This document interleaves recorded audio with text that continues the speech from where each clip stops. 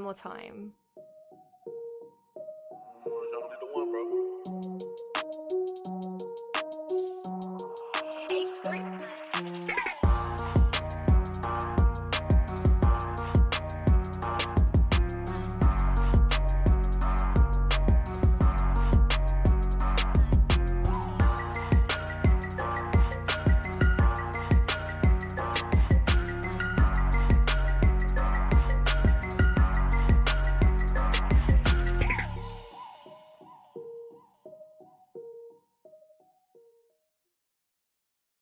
Hey, what's going on, Who Dat Nation? It is yours truly, TJ Jones, the host of the State of the Saints podcast. And welcome to the State of the Saints podcast. Thank you very much for tuning in. On this edition, we're going to be talking about some of the changes that need to be made in order for the Saints to get a victory this Sunday against the Green Bay Packers. And of course, I'm going to be taking your questions. Any questions that you have for me pertaining to the New Orleans Saints, feel free to comment.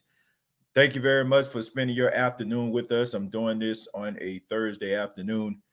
Coming up a little bit later, that's why this podcast won't be that long. We're going to have Rob Walker of NOLA.com. He's going to be a guest on the State of the Saints podcast.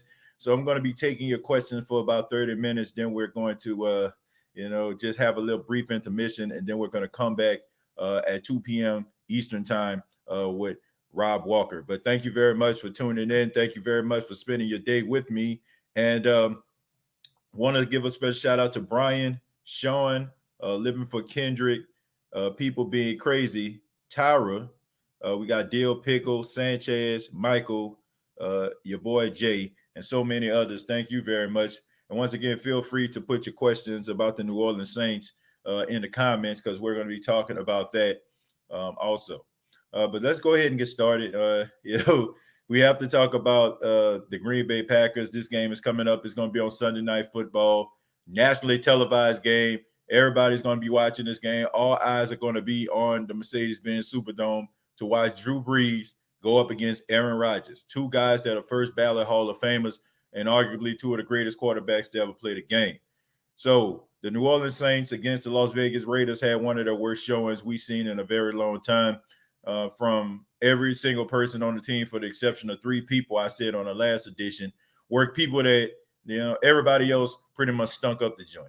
And now the question is, how can the Saints improve on what took place in Las Vegas? Well, you know that old saying that says what happened in Vegas stays in Vegas. So hopefully that bad play stayed exactly where it should be, right there in Vegas, and move forward to a game where it is very, very important. I mean, the Green Bay Packers are a really good football team. They're number one right now in offense among the National Football League. I think they average about 500 yards a game. So the Saints are definitely going to have to be in the film room, making sure that they are studying very long and hard for this matchup against the Green Bay Packers. Devontae Adams, the wide receiver, we all know how good he is. Valdez Scantley, whatever his name is. I apologize.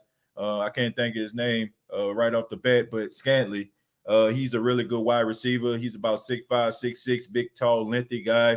Also you have Aaron Jones, a guy who can catch the ball out of the backfield and also run between the tackles. He's their version of Alvin Kamara. So the Saints are really going to have to buckle down defensively, and they definitely can't put on a performance like they did last game if they're going to win this game against the Green Bay Packers.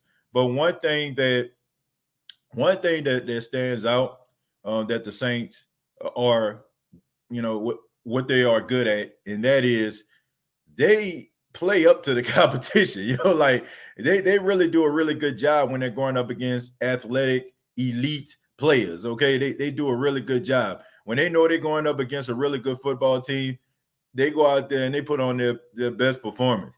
It's the problem when they go up against teams they feel like they better than. That's the problem that the Saints have. Defensively, I feel like they're going to right the wrongs. Offensively, they got to make sure that they get it together. I just don't know how they're going to do that personally.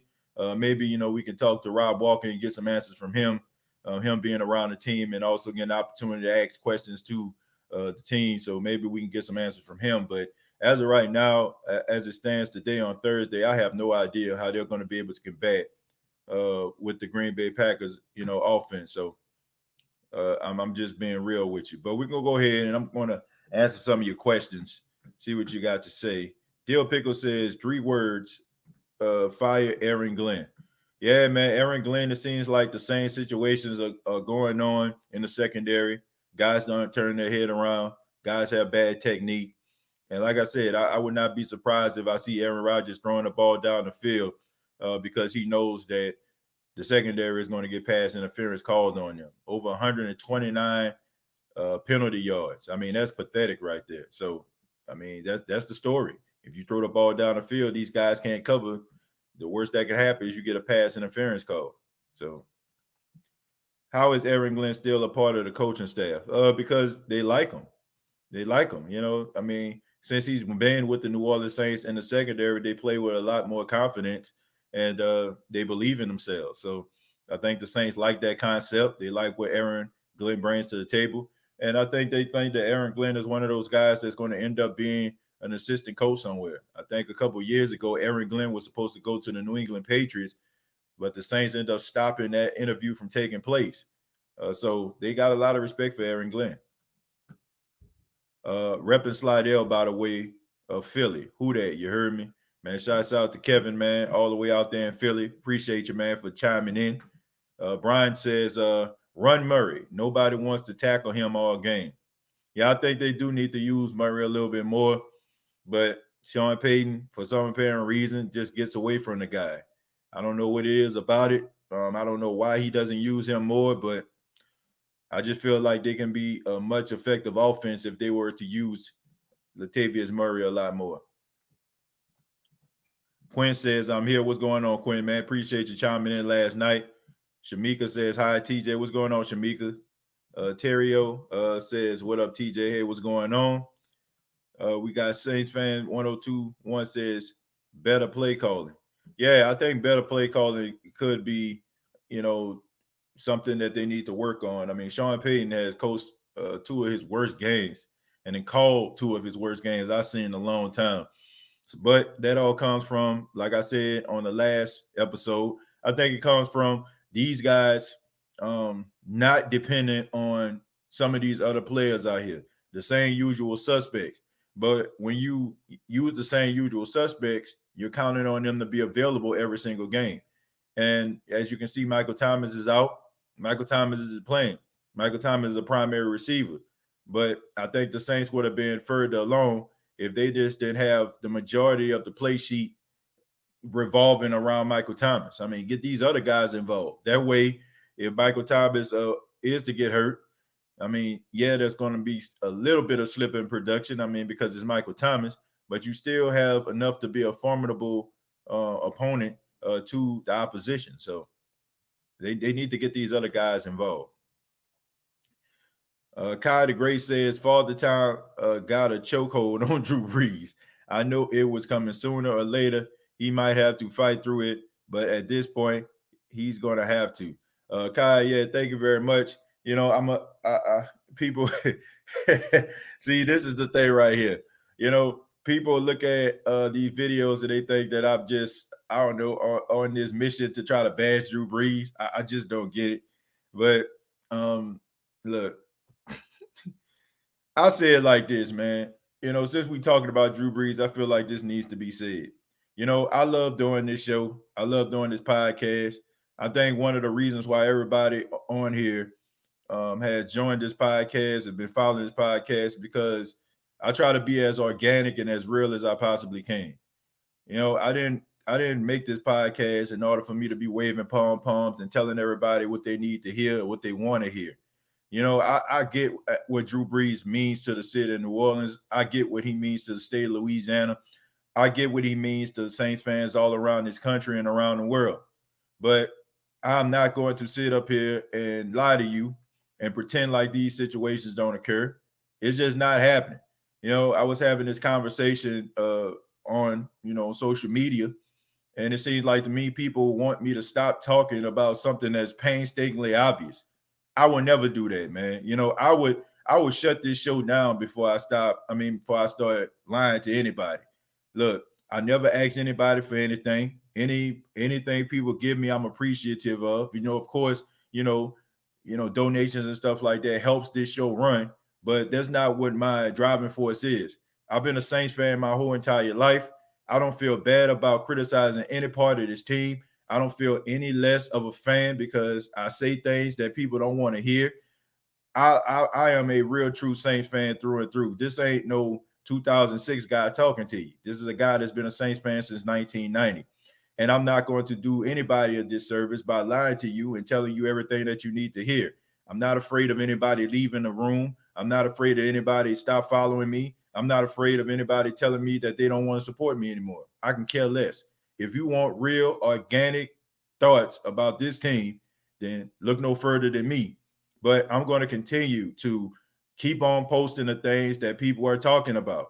The national media, the local media, the people that have been following the team. And I find it very weird. Like, real talk, folks. I find it really, really weird that how can you sit up here and say, oh, man, ain't nothing wrong with Drew Brees, ain't nothing wrong with Drew Brees.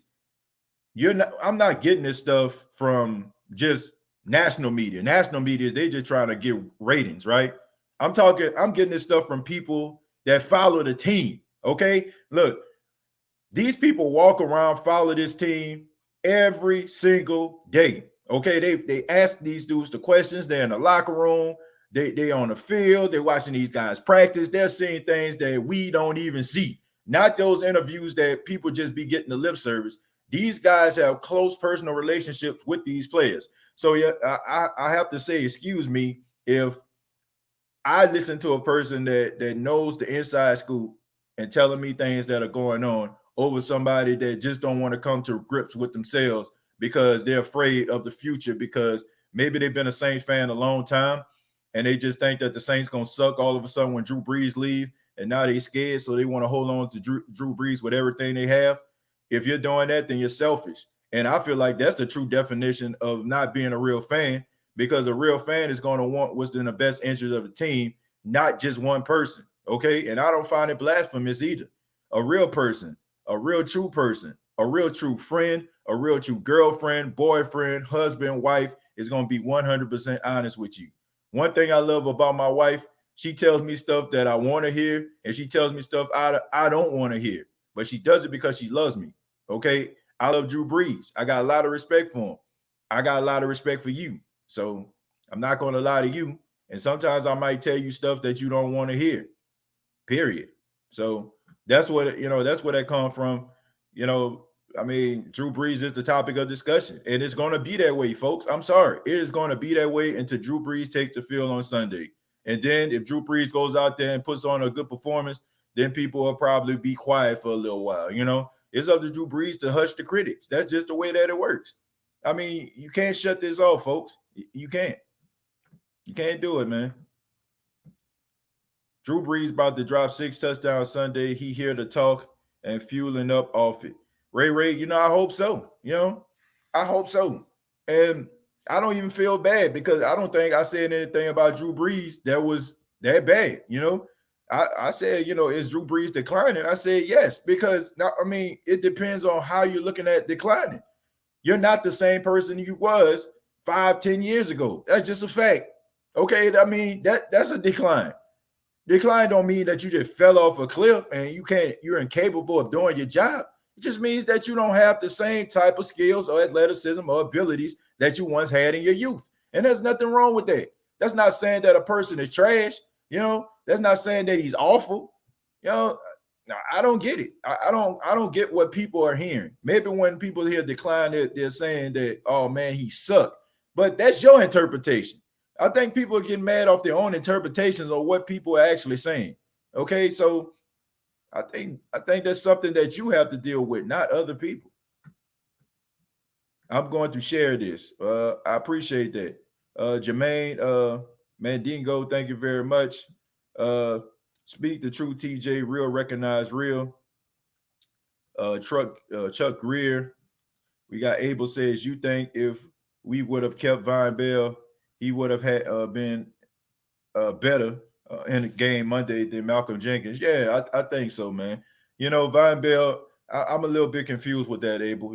I must say, I don't know if Von Bell, I don't know what the Von Bell I'm going to get There's a Von Bell that played mediocre his entire time with the Saints, and then when it was time to try to get a contract, then he played much better, forcing fumbles and all that kind of stuff. So hindsight is 2020. I don't know. You know what I'm saying? I just feel like, why would it take you to try to get a contract in order for you to play up to the best of your ability? That was my only gripe with Von Bell. Is he a decent player? Absolutely. And do I feel like he could have done some great things? Yeah. But I also think that the way that the Saints were structured and set up on against Tampa Bay Buccaneers, they should have rolled with it, you know. And I feel like they shouldn't have deactivated DJ Swearinger. They shouldn't have made him inactive in his game. I think they should have got him involved.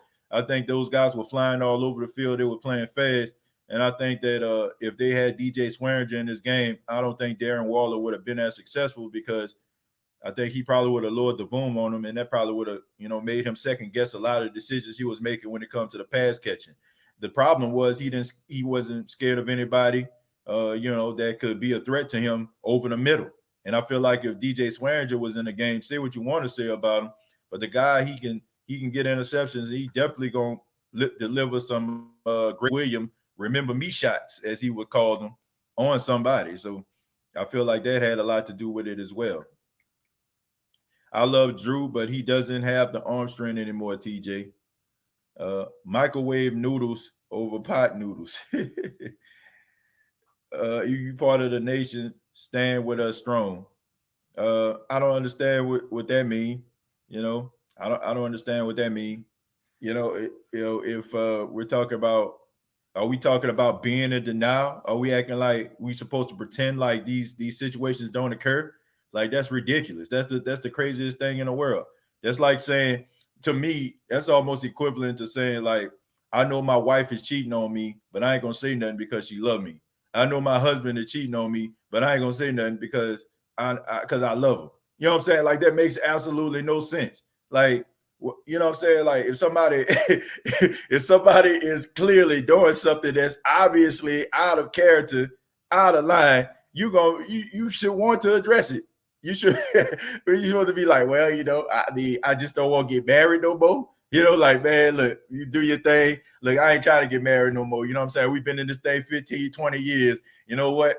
You did your thing, you know what I'm saying? Like, but all in all, 9 times out of 10, you're a good wife or a good husband. Knock it off. We wouldn't do this in our regular lives. So why should we do this as fans? I don't get it. Are we supposed to ignore what's right in front of us? Is that the type of fan we supposed to be? Man, knock it off. Knock it off, man. I don't care who it is. I don't care what Saints player it is. If they're not playing up to snuff, I'm calling them out. Okay. Look, I said it before. If I came out here and I was talking about Tom Brady, or I was talking about the Falcons blowing that lead every single day up to Sunday, y'all would give me the biggest amen corner I ever seen in my entire life. But it's just the fact that I'm talking about somebody that you have emotional investment in. You're getting upset at the fact of me saying things about him or posting things that are negative towards him. Okay, that's the only different issue. The only problem is it's the emotional investment. So I feel like that is the true definition of hypocrisy. If you feel that way, then you're a hypocrite. You can't just roll with a person 1 minute and be like, oh yeah, you telling the truth, because you don't have a dog in the fight and it's not Saints related. But when it's Saints related, you want me to be quiet. Nah, it don't work like that. That's hypocrisy, folks. Can't do that. Tyra, somebody give me a shout out. Say, hey, young lady. Tragic 504 says, I don't think the Saints ever lost to the Packers with Aaron Rodgers at quarterback. That's not true. It wouldn't surprise me if the defense up front dominated the Packers. That's not true, Tragic.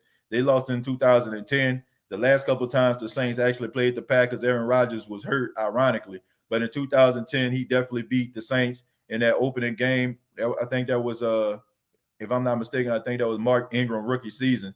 And besides that, when the Saints actually played the Packers, I want to say he may have played them like once out of the last 4 times that they actually played each other. Aaron Rodgers actually played. So I don't think so. Let's go to Chad. Says, does Sean Payton have someone advising him to challenge or not challenge a play he always cost us timeouts with crazy challenges. I don't know what was going on with that. That was just boneheaded in my opinion, Chad. Why would you even call that? That was too nip and tuck. It was just it was just too close to call in order for you to use that timeout. Because if he didn't make that challenge, then you would have had 2 timeouts and a 2-minute warning. So that's equivalent to 3 timeouts, and it would have put your team in a better position to actually try to get the ball back and try to make the game even closer. So I don't know what's up with that. I just feel like sometimes Sean Payton gets into his own way. I think that his stubbornness and his cockiness cost teams these games. And me personally, I do get kind of tired of it. I get it. You want your team to know that you believe in them and all that. That's fine. But you want to be smart about it too. Everybody thinks that they caught the ball in real time. Everybody thinks that it was incomplete in real time. But sometimes you got to use your judgment, and these coaches got to use their real judgment and think about the totality of the game more so than just that particular moment. Kenley says, I don't think no one is getting upset. People are just posting their opinion. Well, I can't speak for everyone. I don't know, man. I just feel like some people just got emotional investments in Drew Brees, Kim. I do. I just feel like I'm not seeing or hearing things that combat. Well, I won't say I'm not hearing, but I'm not seeing anything that involves research that combats anything that's going on. Because a lot of the feedback that I'm getting has a lot to do with emotional investment. Oh, Drew Brees been in New Orleans for years. He's done so much for us. Yeah, I mean, come on, man. Like that ain't good enough. Like I think that's what people do. Like they're emotionally invested in Drew Brees. And you can love somebody so much that you don't see what's right in front of you. And I think when people start, when I ask people, well, why don't you feel like he on the decline? Or why do you feel like, what I'm saying, like he ain't hit a little, snag in his career? Drew Brees has done so much for us. He brought a Super Bowl to us. We was nothing before he got here. That's not good enough. That's not. I'm sorry, man. You can't get a pass just because you're like, oh man, this person done so much for me. Like I said, a great marriage, right? You can have a great marriage. I mean, y'all done so many great things for each other, right? Good relationship. Y'all done so much stuff for each other. But that don't mean that you're not going to call a person out if they do wrong, right? It just the way that it is. I don't get it. I cannot accept it. If the only feedback and the only thing that I get to combat what I'm saying is he done so much for us, like that ain't good enough. I mean, to me, that ain't good enough for you to not to call nobody out or say, something that's going on. That's like with Cam Jordan. Cam Jordan has done so many great things in Saints uniform, but for the last 2 weeks, he hasn't shown up. That don't mean, it's worth addressing, right? It is. It's worth addressing. So I'm not going to sit up here and get nobody no pass because they done so many great things in the Saints uniform, because they giving out turkeys like they Bumpy Johnson in New York City, you know what I'm saying, in Harlem, you know what I'm saying, back in the 20s and 30s. I'm not doing that. You know what I'm saying? Like Bumpy Johnson gave out turkeys, but Bumpy Johnson was knocking people off, you know what I'm saying, in Harlem, you know what I'm saying, causing a lot of heartbreak and pain and all those type of things going on. So even though he was giving out turkeys, don't mean we not going to address what Bumpy did when he wasn't giving out no turkeys. You know what I'm saying? So let's just call it for what it is, man. Like it was just, call these people out. That if they're not doing what you feel like they need to do, then that's just the way that it goes, folks. Jules says, hopefully Green Bay wins Sunday night. They don't know. They don't want to admit he's washed up. Look, well, I don't want the Green Bay to win on Sunday. But like I said, I gotta go with what's in front of my face here. I can't turn a blind eye, like that what they said. I don't know, some of y'all know this Mario Winans song called I Don't Want to Know. He said, if you playing me, keep it on the low. Nah, bruh. Nah, don't keep it on the low for me. Okay, tell me to my face. Okay, let me know what's going on. You know what I'm saying? I won't know the skinny. Let me know what's going on. Some of y'all living that Mario Winans life. I don't want to know. Nah, bro. Let me know. You know what I'm saying? Let me know that you're on a good climb. You know what I'm saying? Let me know. You know what I'm saying? Let me know what's going on here. Let me know if you ain't playing up to the best of your ability. You know. So let's see. Man. Let me scroll back up, man. Let's see. Let me see what you said, Manny Man. I'm scrolling back up, man. Shouts out to Manny Man. I guess this is it right here. Manny says, to be honest, we can point the fingers all day long, but the bottom line is, it's the coaches making the calls. It's time to hold many of the coaches accountable. It is time to hold the coaches accountable, which is something that we addressed on the show on the State of the Saints podcast last night. But coaches can only call plays. It's up to the players to execute the plays. Okay, you know, the coaches look like $1 million gazillion dollars when the plays are executed correctly. All right. If anything, if we want to hold coaches responsible, I will hold the coaches responsible for being one-dimensional and only relying on certain players. You got to get these other guys involved, and you got to be able to trust those guys. In my opinion, that's what I feel. You know, I'm not like I said, I'm not just putting this on Drew. I'm not just putting this on the defense. This was a collective. There was a collective, you know what I'm saying, a joint effort, a collective effort. You know, like everybody sucked in this game for the exception of about 3 people. So it's not just about Drew. It's not just about the defense. I mean, it was everybody. It was every single person. They had a hand in that loss. Drew only seems to play elite when breaking records are on the line. Last few playoff games have been average at best. Dre Day, I feel like, yeah, the last couple playoff appearances, yeah, they have been average. I'm not gonna sit up here and say he a grandstander, a stat patter or anything like that. I don't feel that way. I think Drew Brees really tries to put an effort into trying to be the best quarterback he can possibly be. There was nothing on the line against the San Francisco 49ers in that game. There was nothing on the line against the Tennessee Titans in that game. But he really played really well. The month of December leading up into the playoffs, he had 15 touchdowns, 1 interception. So I don't want to sit up here and say it's just all about the stats. I do feel like sometimes, you know, I feel like some of the decisions that he made, I think some of the stats may come to play, you know what I'm saying? Like maybe, you know what I'm saying, a couple more incomplete passes and stuff like that. Maybe that's it. But besides like going out there like, man, I'm 300 yards away from breaking this record. Let me go out here and get that 300. I don't feel like he works like that. But so, I mean, he has some good games, but it's just those games that matter the most, man. When we need him to play really lights out, you know, he's been playing average, you know. Then look at the season on how he finished. Vikings offensive line was horrid. Warford was pushed around like a rag doll, and so was Pete. Then let's talk about 21 points the defense gave up. Yeah, I mean, like I said, it was a collective group. But you have to admit, Jarhead, when teams are getting 3 and outs all the time, you know what I'm saying? The defense is on the field a whole lot more. That's just like with the defense. And I'm like I said, I'm not trying to bail them out for Monday, but the defense was on the field for a very long time. I think, man, the Saints may have had like 7, maybe 8 possessions in that game. That's a lot of time for your defense to be on the field. That's a lot of snaps right there.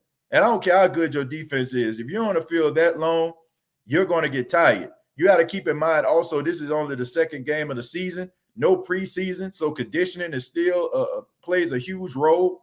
So if the offense is not moving the ball and they're not being efficient and they're, you know, getting 3 and outs after 3 and outs, the defense is just constantly getting back on the field. You know, before they can get some Gatorade, some electrolytes in their system, it's time for them to go out. And no matter how strong your defense is, that's going to affect them in some way, shape, or form. So it's called complementary football for a reason. You know, the offense has to sustain drives to keep the defense fresh from when they have to go out there and perform. Okay, so that's something that we have to take into account as well. I mean, sometimes those points be given up because those guys are on the field too doggone long. Get better at the guard position. Well, I mean, you still got a young Cesar Ruiz right now. And Andres Pete, I feel like he's not 100%. He's just playing. I think he's still hurt. I think he's still dealing with that injury. And then he got hurt again and came back into the game. So who knows the severity of the injury that caused him to lead the game for a little while. So rough outing, but I feel like they'll get better as time go on. Involve Cook early. Yeah, I think that's something that they need to do too. Making sure that they take advantage of some of the matchups that Jared Cook has, throwing the ball over the middle. I mean, he's not afraid to go get it. So, yeah, I think they do need to get him involved. Defense will make or break this team. History has shown if you had a strong defense, your chance of winning goes way up. Yeah, I mean, good point. Good point right there. You got to make sure that the defense improves. The defense has to take up the slack. They can't lay down. They have to become better because if this is the case with Drew Brees and we're seeing a little bit of a decline. I mean, they're gonna have to make up for it. Dustin, take off the Brees goggles, bro. Kimberly says, I just want to see us win. A lot of times we talk about who we should have could have got, etc., when the focus needs to be how we can fix what we have now. A lot of people want to see Drew leave, but unfortunately, he's here right now. So how do we fix what's in front of us? Play the hand you dealt with. That's just the type of person I am. That's a good point, Kim. And thank you very much for your comments. And I appreciate it, man. We had a good dialogue on social media earlier this morning. You make some very compelling points, and I appreciate that.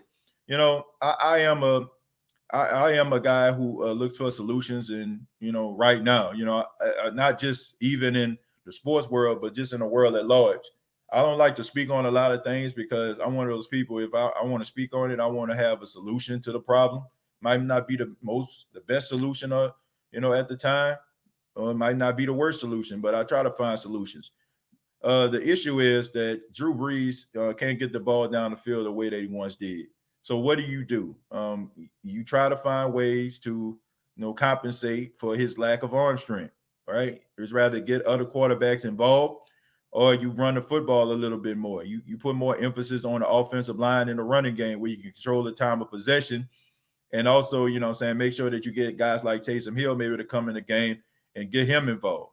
All right. So, and as far as like Drew Brees want him to go and all that kind of stuff, look, I'm not one of those people that like get him up out of here or nothing like that. I feel like Drew Brees does need to, leave on his own accord. I do feel like he earned that right. But at the same time, I mean, it's about winning football games. This isn't a lifetime achievement award. Like, you don't get lifetime achievement awards because you've been, playing for this team all this time and you made us happy. I mean, you look at, you don't think Joe Montana made the San Francisco 49ers fans happy? You don't think Peyton Manning made the Indianapolis Colts fans happy? You don't think Tom Brady made the New England Patriots fans happy? Yes, they did. They brought these guys Super Bowls, legitimacy, love. And since we're talking about the Packers playing them on Sunday, you don't think Brad Favre gave the Packer Nation a lot of things to smile about before he went to the Jets, Minnesota? So let's, I mean, it's not a lifetime achievement award here. It's about what have you done for me lately?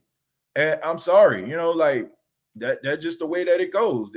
That's football is a very cutthroat business, okay? And sometimes the cutthroat don't even come from the organization. It comes from the fans too.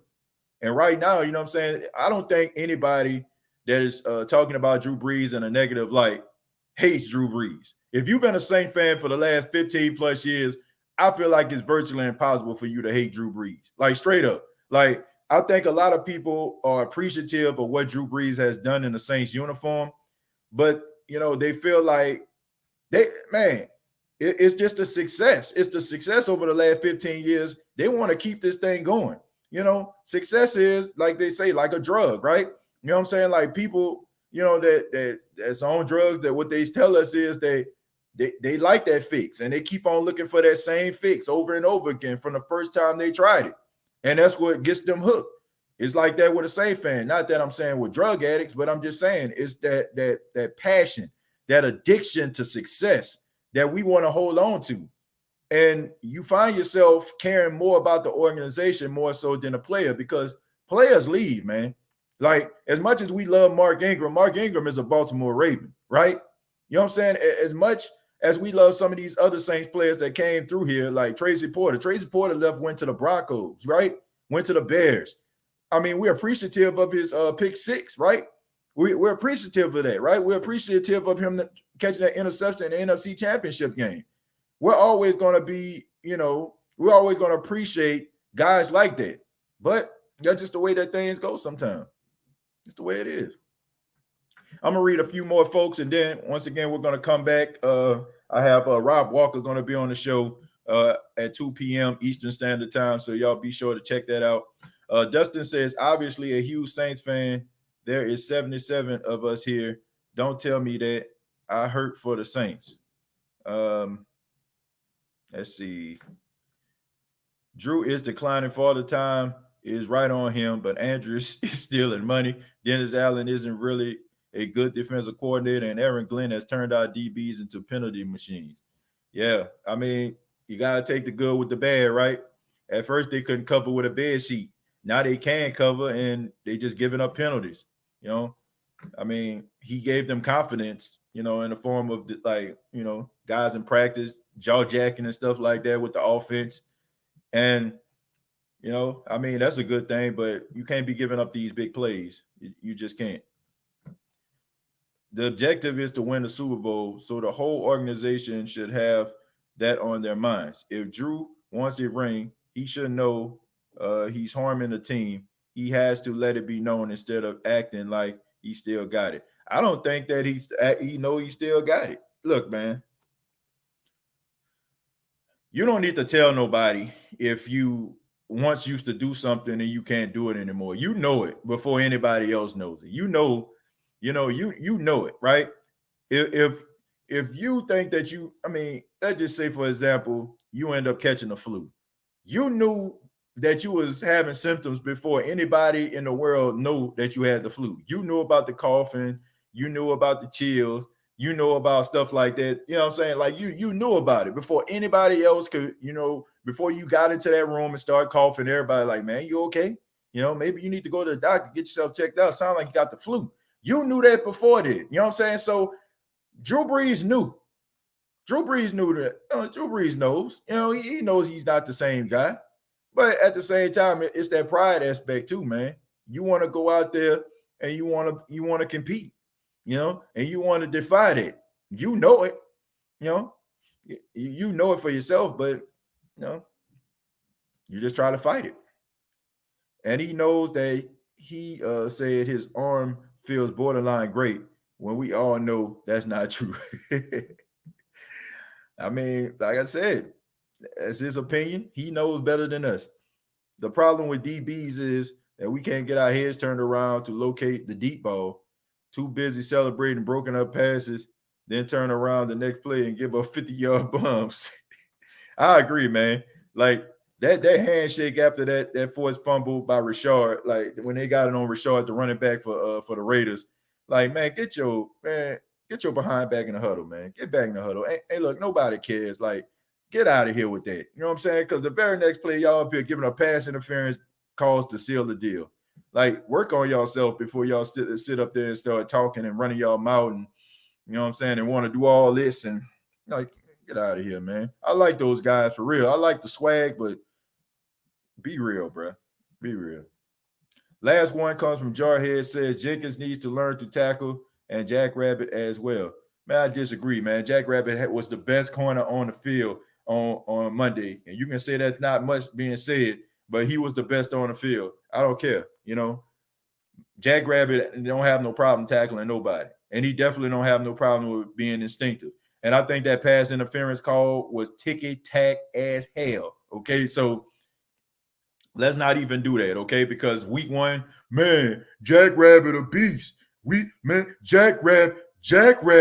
That's all Jackrabbit number one corner. He the number one corner. Now all of a sudden, like one game, this dude give up a very controversial pass interference call, and all of a sudden this man slow and he can't tackle. Like, come on, man. Like everybody was singing. I didn't see nobody saying anything about no Jackrabbit Jenkins in week 1. I didn't hear nobody saying nothing about Jackrabbit Jenkins going into the season, except for the fact that we felt like we had the best cornerback combination in all of football. So let's not remove our energy. Let's not remove our energy just because the Saints lost and that pass interference call was ticket tag. People got kicked from groups talking about Drew's decline. Well, you can always come here. You can always come here unless you like just completely disrespectful or, you know what I'm saying, talk about my wife or my kid or something like that. You can stay. You know what I'm saying? As long as you ain't like around this thing using racial slurs, you can stay. I don't care. Look, that's people like, much respect to everybody out there, that got these groups. But look, you can't wear your heart on your sleeve and you can't become an egomaniac based on the number of followers that you have. So I think a lot of people do that. Some people think when they get a bunch of followers, they get this power, right? They just get this power and everybody, come to see them and they influence the Who Dat Nation. Like, man, please, man. I just love doing this. Like, for real. I just love doing this. I can care less. You know what I'm saying? I'm a fan at the end of the day. I don't think I'm the smartest person in the room by no means. I love the fact that I can have dialogue. Shouts out to Kim. Have dialogue with Corey, man, Abel. You know what I'm saying? I'm happy that I can have like dialogue with people like that. These are people that, what I'm saying, that we have dialogue. Sometimes we don't agree, what I'm saying, but we find a common ground. I respect the hell out of them. They can continue to, do some of the things and say some of the things that they've been saying. You know what I'm saying? I respect that. I ain't gonna kick you out of the group for that. I feel like anybody that's doing that, they just, I don't know, man. They just need to get their ego in check and definitely work on those insecurity issues that they have. Because I love it. You know what I'm saying? I love that we can have dialogue. Let's just keep it respectful. That just keep it respectful, folks. Like, don't be around this thing talking about nobody people. Don't be around here talking about calling people stupid and all that kind of stuff. I'm not down with that, man. I think we all can agree to disagree and have fun doing it in the process. But thank y'all very much for tuning in to the State of the Saints podcast. I'll be back in about 20 minutes. We're going to have Rob Walker of NOLA.com, Saints reporter, on the show. And going to be talking to him about his article that he talked about with Drew Brees and the Saints offense. So if you're not doing anything, come on back. And if you can't come back, then you can always catch it later on. And once again, subscribe to the YouTube channel, youtube.com, search The State of the Saints Podcast, facebook.com, search The State of the Saints Podcast, and previous episodes available on iTunes, Spotify, iHeartRadio, and Anchor FM. And make sure that you send those snapshots to me for putting yourself in a competition or, a contest in order to win a State of the Saints Podcast custom-made mask from maskmarket.com, the official sponsor of the State of the Saints podcast. Till next time, all I got to say is